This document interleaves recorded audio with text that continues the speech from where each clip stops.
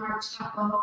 And we are aiming to be a resource in the community, and we're so happy to have you. And just really wanted to welcome you all, and please keep us in mind for any future events like this. We're just anxious to be a resource in the community. Thanks for being here. That's nice to know. With Trump now in office, we are perplexed, scared, angry, defiant, motivated. You can use any of your own adjectives. I love the New Yorker magazine cartoon. One person saying to another person, "My desire to be well informed is currently at odds with my desire to remain sane." But we must stay informed. Project 2025 is riveting reading, really, and lays out the destruction of what many of us in this room have fought for. And that is why so many of us have joined Indivisible, an organization with a mission to elect progressive leaders, rebuild our democracy, and to defeat Trump. Indivisible is an information source for us, and it shows us ways to resist the current political agenda. Join us if you haven't already done so. Our Central Park leader extraordinaire is Rita Hughes. Rita,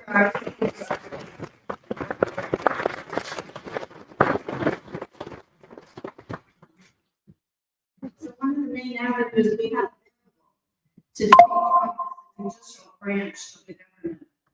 We are all praying that it holds tight to establish laws and combats the many illegal efforts by the Trump administration. And of course, this leads us to our very own Colorado legal warrior, your legal warrior, Attorney General Phil Weiser. Here he is to tell us.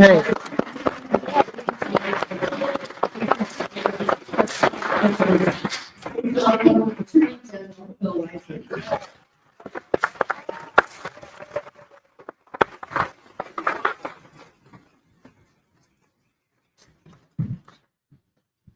Almost perfectly planned, left up here is a copy of the Constitution of the United States of America, which has a preamble that is worth reading as often as possible. The goal of this union is defined as we, the people, I'll come back to that, of the United States, in order to form a more perfect union, I'll come back to that too, establish justice, ensure domestic tranquility, provide for the common defense, promote the general welfare, and secure the blessings of liberty. I'll come back to that too. For ourselves and our posterity, do ordain and establish this Constitution of the United States of America. The Constitution has a number of core principles to safeguard liberty, to promote the general welfare, and to protect we the people. These principles are being tested. And right now we're seeing harm on a scale that we haven't seen because the level of thoughtless, reckless, and dangerous actions by a federal executive is on a scale we've not seen. There are veterans today in Colorado who are not getting their services because service providers, therapists have been fired with no notice. Funds have been cut, and individuals who were promised care for their service being denied that care. There are Coloradans who are getting ready and making plans for the summer to go see national parks and enjoy our public lands, who are going to be told they're reduced hours or limited access because unilateral decisions to cut staff that were not passed by Congress, but the will of the executive. And there's so many people we're hearing from every day concerned about cuts to programs supporting survivors of domestic violence, supporting effective law enforcement work, supporting those who depend on Meals on Wheels, and much more. We are hearing your stories. We are on the front lines taking action to address unlawful actions that harm people. And we'll continue to do that work because it's our job, the Attorney General's office, to be the people's. I want to talk more about this idea of the rule of law and a nation under law. When this document was adopted, John Adams, pardon the gendered language, said, "We are a nation of law, not men." We are a nation of laws, which means we live under the rule of law, not the rule of women. That's being tested right now. There's so much happening, it's hard to keep track of it all. But let me give you an example of what I find a deeply offensive and problematic action that cannot stand. There are now multiple law firms who have the sin of representing causes and candidates other than the party in power. That's happened since the Republic was founded. Lawyers represented people, and they weren't punished for that. John Adams, who I mentioned before, he represented British loyalists and soldiers, and he was elected president. He wasn't disbarred, he wasn't punished, he wasn't put out of business. But right now, there are law firms, one famous example is Perkins Coie. There's an executive order that targets that law firm because it had engaged in activities other than the preferences of this administration. If you can't have free speech, if people aren't allowed the freedom to say what they believe, and if they're threatened with their livelihood being taken away for using their speech, we lose free speech. If people can't hire legal counsel because of who they are, then people go unrepresented because of who they are. And then we've lost the rule of law. Then we've lost free speech. We've lost being a republic. So the question on the table is, how do we hold fast to this great republic? And the answer is, we the people's voices need to be heard. I'll tell you what we're doing, which is every time we can identify one of these harmful, illegal actions, we are in court now up to 8 times, challenging the Trump administration's lawless and harmful actions. And in every case we filed where a judge has ruled on it, we've won.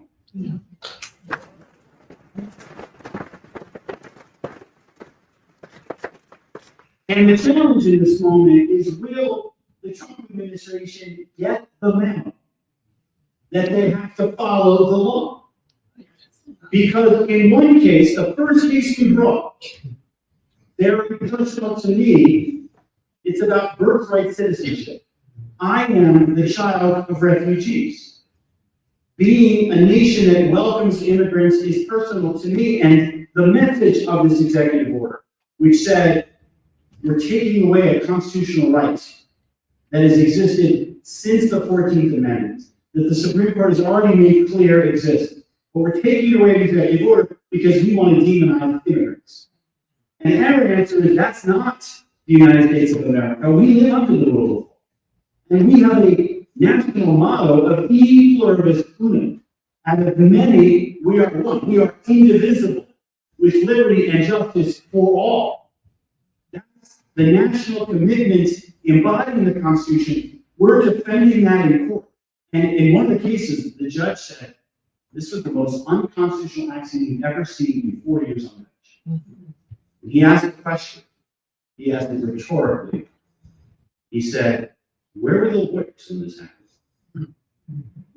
This case will get to the U.S. Supreme Court, and it will be tested. And I will tell you, I believe this case is so clear, the Supreme Court will reverse President Trump's action.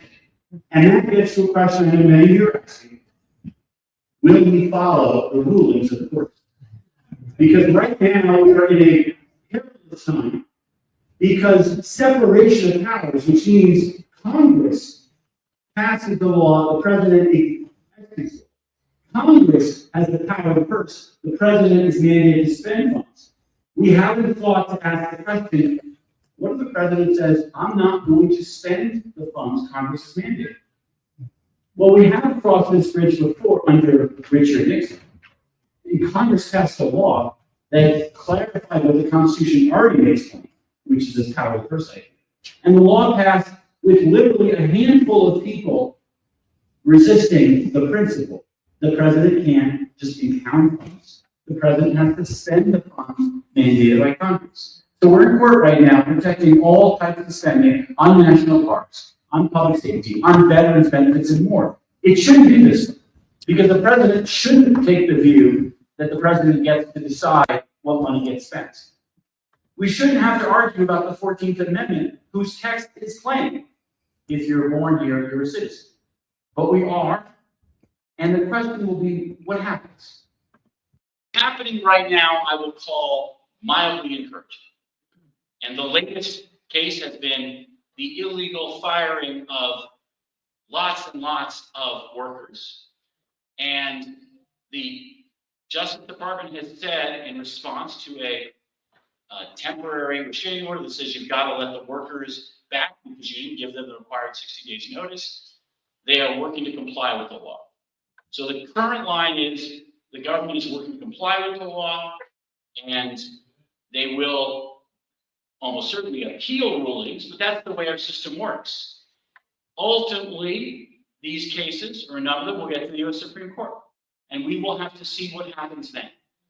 And part of what we have to do now is keep focused on this issue, keep our vigilance up, keep engaged.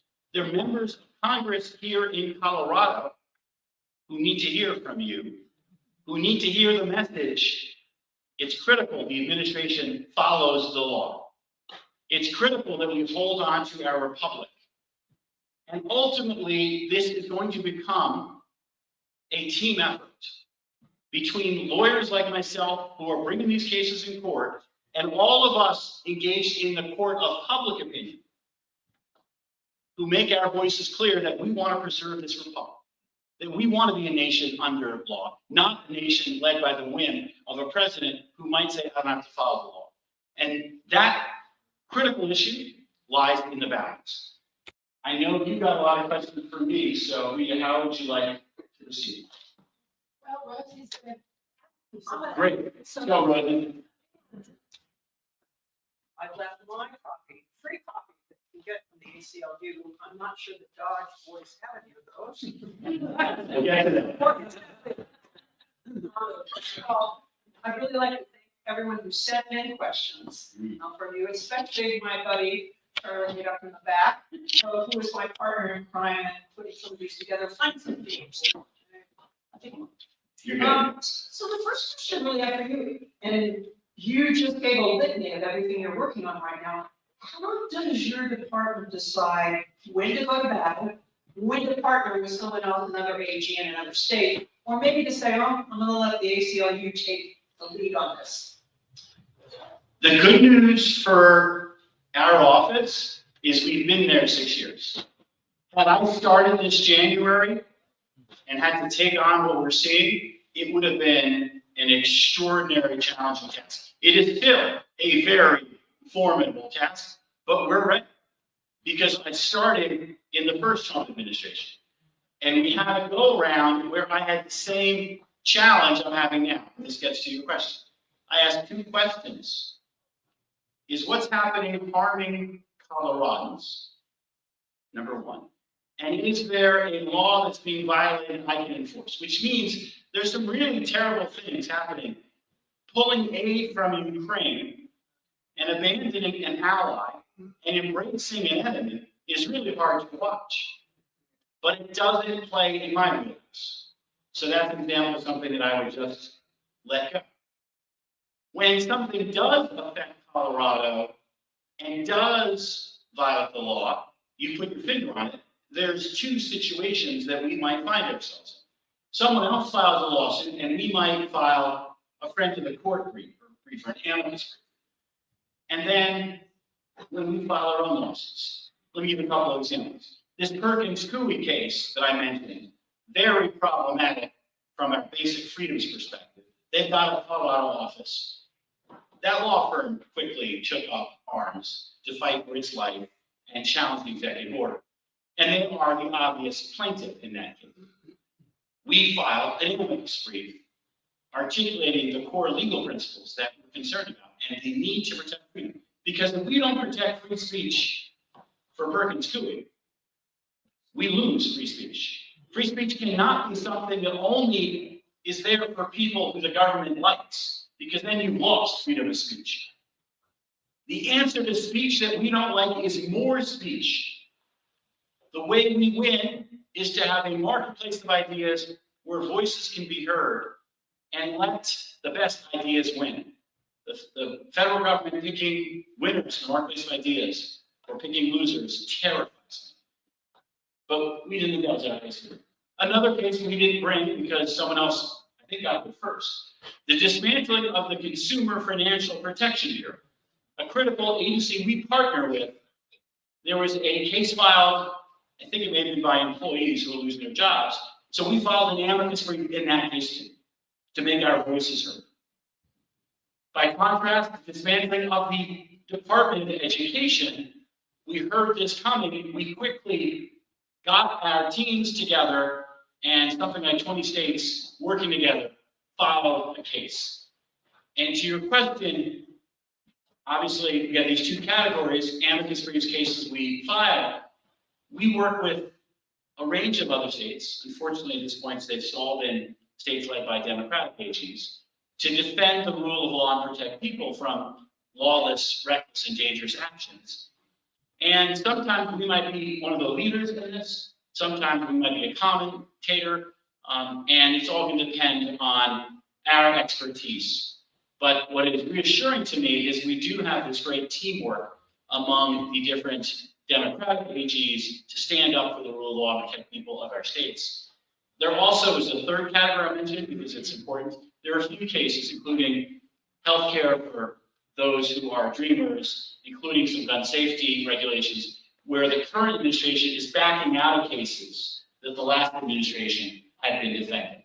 We as states are intervening in those cases to defend critical protections we believe in. So that's like a third category where we're, in effect, litigating against the Trump administration, but it's a weird one because it used to be the Justice Department was in it on one side, the Justice Department is now switching sides, and we're coming in to defend the law. That was true during the Affordable Care Act when I was first AG. That issue had been attacked by Republican AGs who wanted to invalidate the law.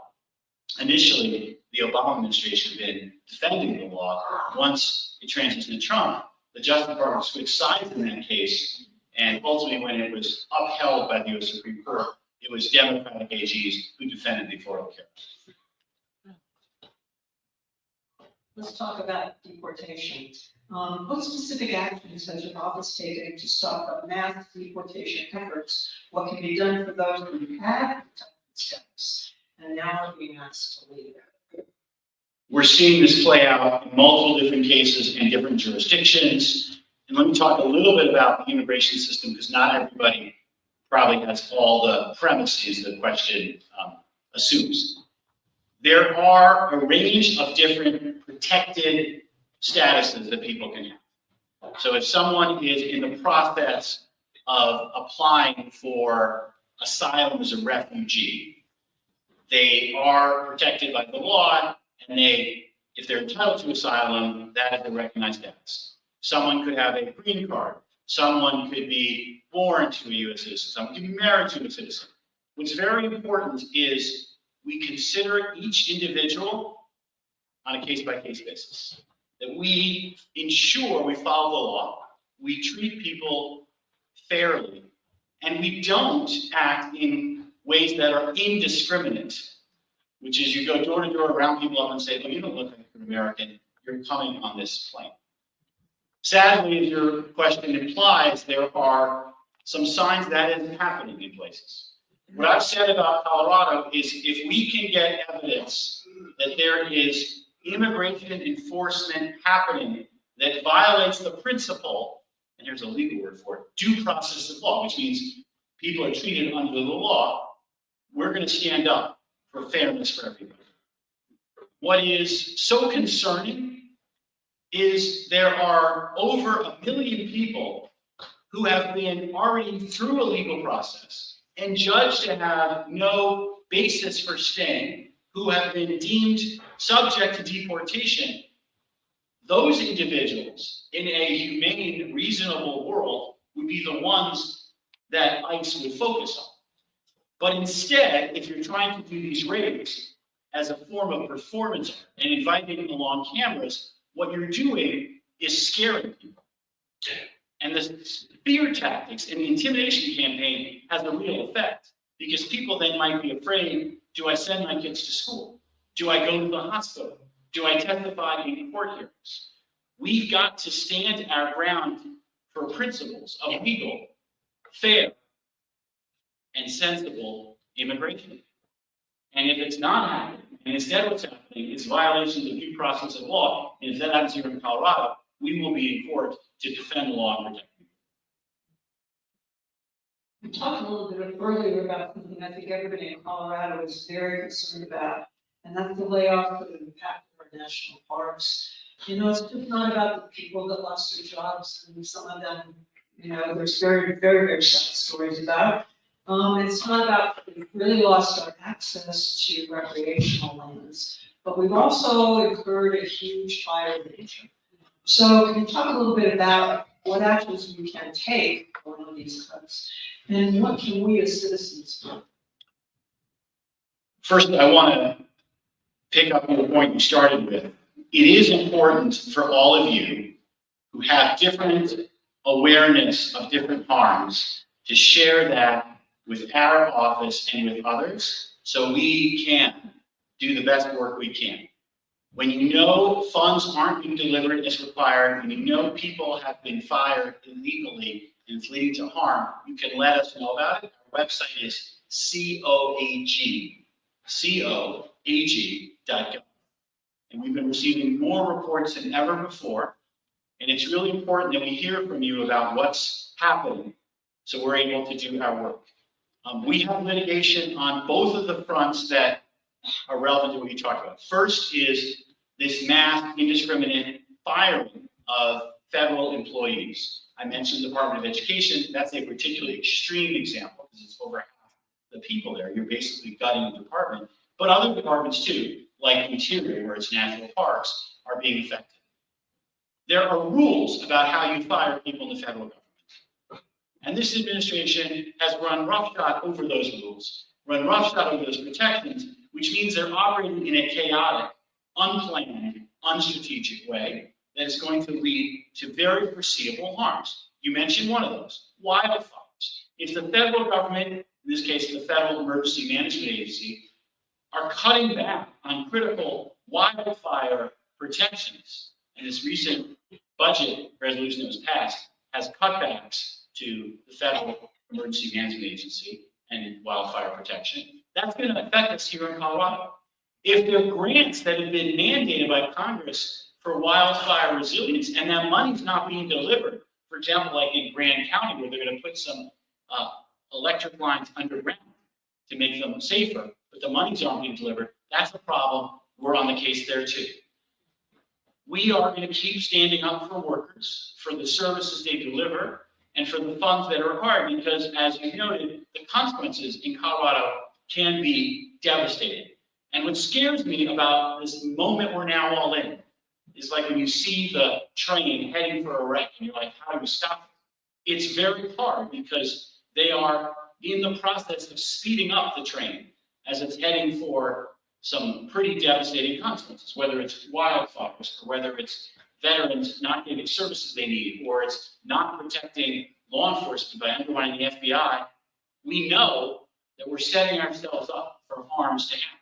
We're doing our best to prevent it.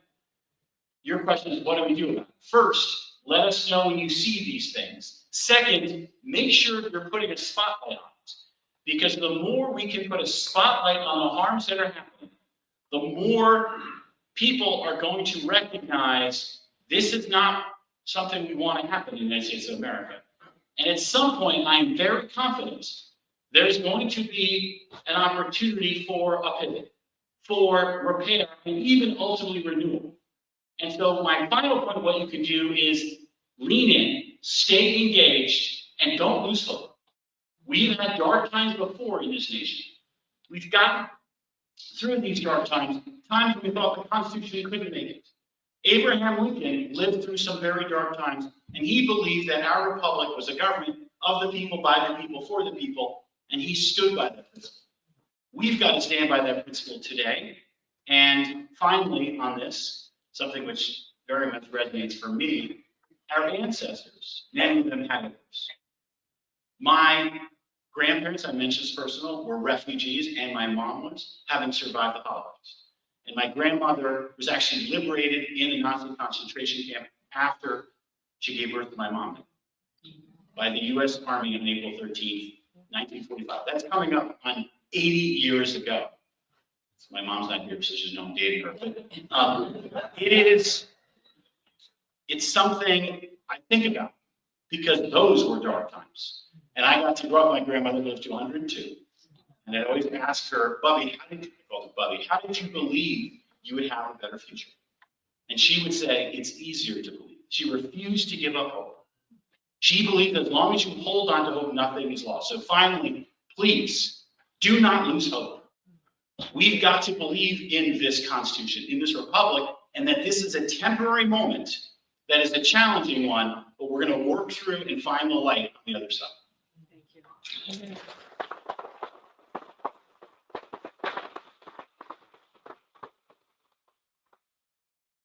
Talk about the SAFE Act. If it would be passed, it would create undue hardship on millions of Americans to prove that they have two forms of IDs. When you look at things like passports, people are American, and they don't have this. If you look at women who change their names, we'd be burdened to prove who we are. I'd like to help us figure out where do the federal laws come into play versus the state laws, and if there were something that was overbearing for us, how do we fight it? This law, the so-called SAFE Act, is deeply problematic, and you've already outlined why it's problematic. The idea that people have to produce these multiple forms of ID, and you put a great example. If you're a woman who's married and you take your husband's name, or whatever situation you're in, you both change your names, or you're same-sex couple, it's not uncommon to have a different name on your passport than on your birth certificate. That would invalidate that ID. You couldn't use it. So think about it. It gets hard to come up with those forms of ID, which means under the SAFE Act, you would be disenfranchised. That to me is intolerable and yet unconstitutional, both in terms of burdening the right to vote, but also because it would be a federal mandate imposed on the states. And this is part of the current, called conspiracy theory, dangerous initiative out there.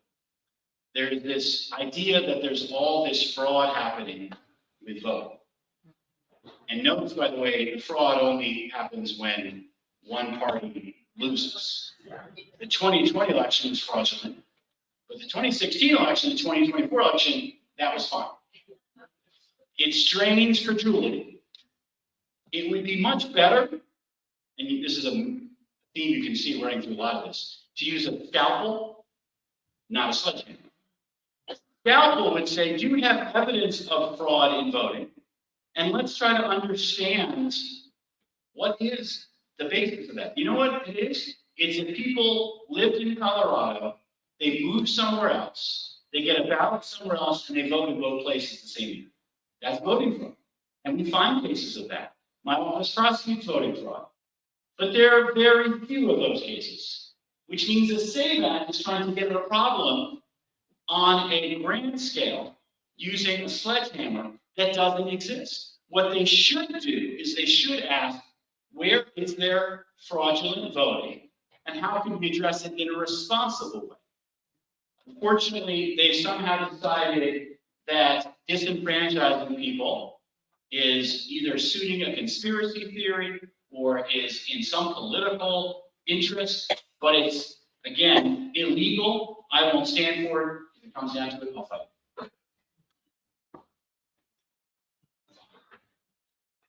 Here's a toughie. Please. The Insurrection Act allows the president to deploy military and national guards to put out insurrections, rebellions, and to enforce the law. Looking back on my life, Eisenhower, Kennedy, LBJ, all used this power to enforce civil rights laws in the South, and we probably all applauded that. If, for example, Trump used his power to enforce mass deportation without due process, or to put down nonviolent protests, what action would he take to stop this? This law that you talked about has a predicate. There has to be some form of a trigger where someone is engaging in an insurrection, demonstrably lawless activity, or a foreign threat of some kind. The use of the military in civilian contexts is an exception. It's not normal, and we should only use it when absolutely necessary. If it's being abused, as the situation you detail suggests, then yes, I would resist the use of that law. I would oppose its justification, and we'd have litigation on whether or not the basis of that law is met. We will see to what extent it gets invoked improperly, and we're able to do that. I've clearly shown I won't hesitate to defend the law and protect Colorado when we're faced with different threats. And violating due process of law for people who are here with whatever immigrant status is not something I will tolerate. There's in some of your other meetings, an attack on one group's human rights is an attack on everyone's human rights. How has the office responded to the attacks on the LGBTQ plus community? This is an important point, and you offered my basic principle. I was on a podcast last week called What a Day, and talked about this basic principle. Hating can jump a track. If you tolerate demonizing one group, then they'll come for another group, and another, and another.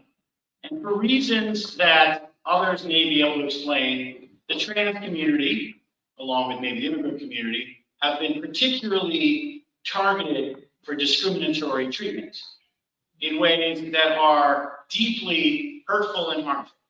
To say to members of our military, serve you well, because of who you are, transgender individual, you're no longer able to serve. That is discrimination in its purest form. The legal word we use is animus. We're not judging somebody based on the content of their character, their ability to perform on the battlefield. It's because of who they are. And there has been discrimination throughout our republic's history. And what Justice Ginsburg would tell me is she's worked towards a more inclusive group of people. When I was working for her, she wrote an opinion involving the Virginia Military Institute. The conclusion was you can't exclude women from a military company because women can serve. The same is true about transgender individuals. That's the case that we're an amicus in. Someone else quickly brought that case and we're an amicus. And then for trans kids and for parents of trans kids, this has been an extraordinarily hard time. Many of you may know parents in this situation or kids in this situation, and I've heard from some, and I have friends who are in that situation. And what they have told me, without gender-affirming care available to their kids, given by a doctor that they have worked long and hard to make a decision, they don't believe their child will be alive.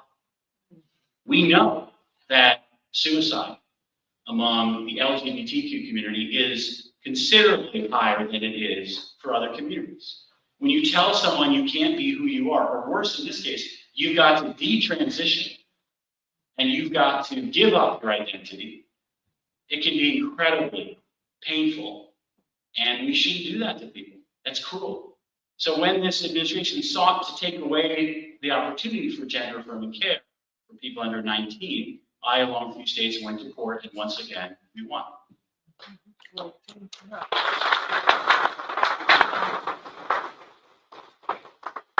Medicare, Medicaid, Social Security, which is not a Ponzi scheme, are all issues of lower service standards, reduced benefits.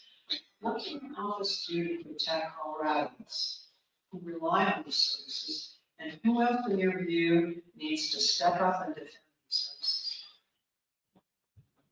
I have no influence or insight into how the conversations around this recent budget resolution happened, but like you, I watched it all with a lot of concern and frustration.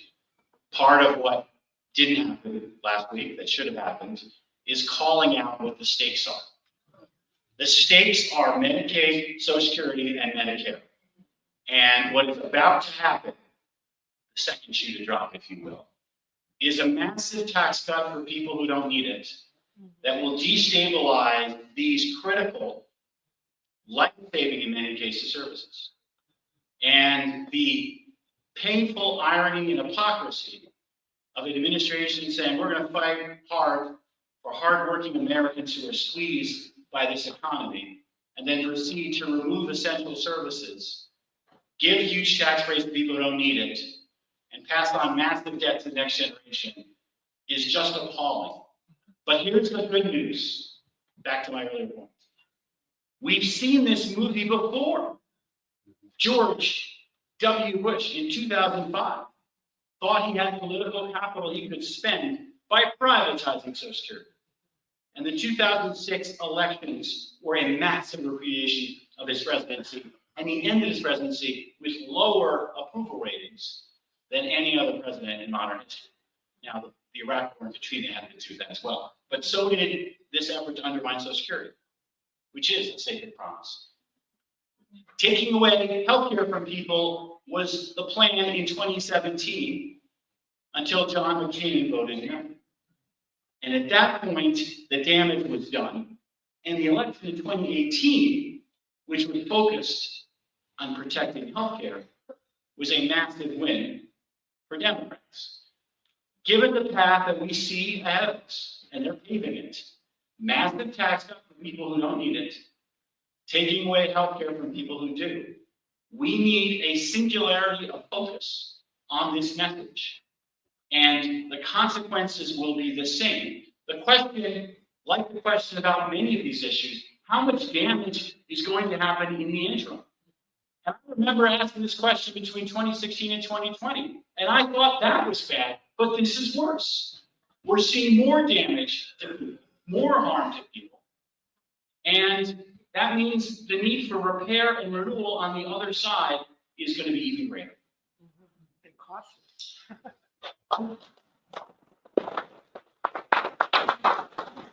Under the Trump administration, the DOJ and FBI appear to be more focused on retribution rather than protecting and defending U.S. citizens from harm.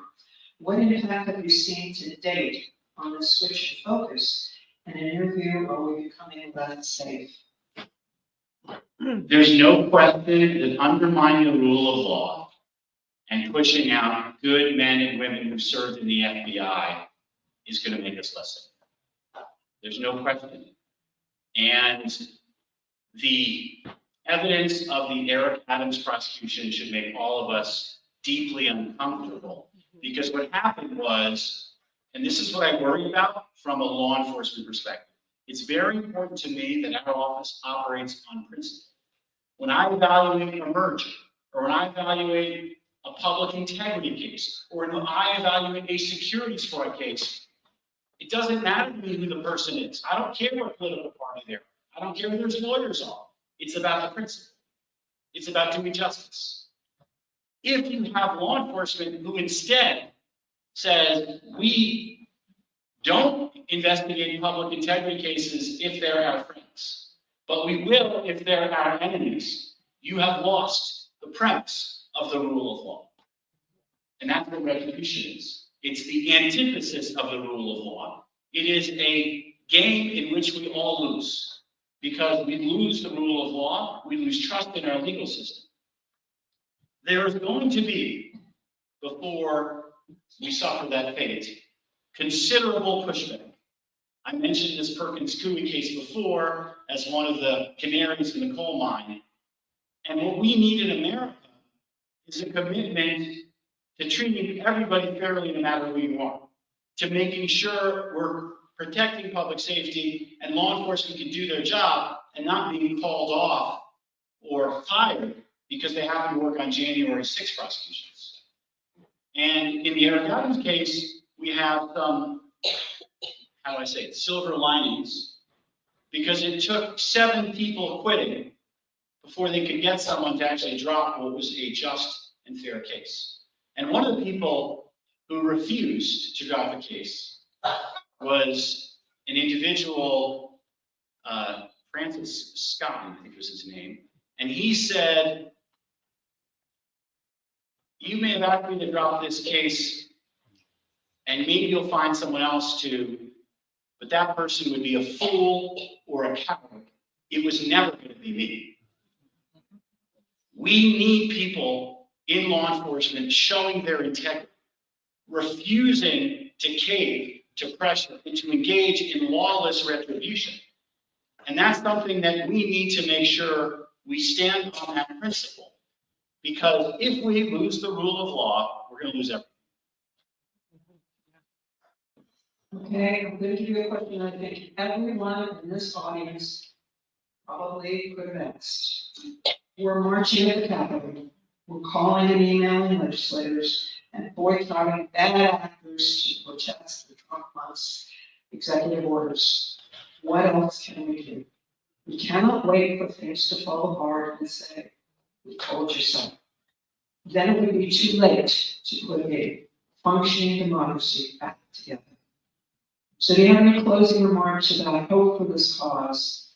I want to emphasize how important it is we continue to show up and stand there. I've had now numerous town halls, virtually and in person. And what I've seen is a level of engagement unlike anything else I've seen before, even more than in 2018. Brittany Patterson and I had close to 1,800 people in Lakewood. Ed Perlmutter, the former conference, said, I did a lot of town halls in my day, but never one like this.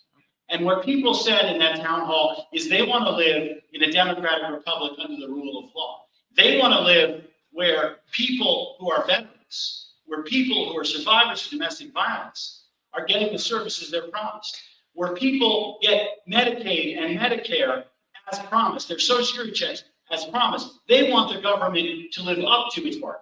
So what you all can do is make sure you continue to use your voices, to stay focused on the issues that matter, to work in partnership with leaders like myself, to make sure that we are holding accountable those who are violating these principles. There are a number of members of Congress in Colorado who could flip their votes in the House, and all this would stop. And so we cannot let up the noise. We cannot stop showing up or shaming those who would turn their back on the rule of law, turn their back on healthcare and vital services for veterans, for seniors, and more who depend on them. Because in the United States of America, we care about all of us. And we cannot let an effort to demonize those who are more vulnerable to be successful. We cannot let an effort undermine and degrade the rule of law. At this moment, all of us are called to stand up, to make sure that our voices are heard and that we defend the very values that this republic depends on.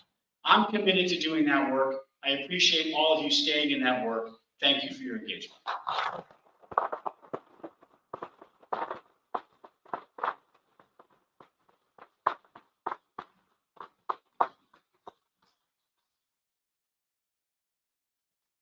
Thank you so much, Phil. This crowd reflects the importance of your work on behalf of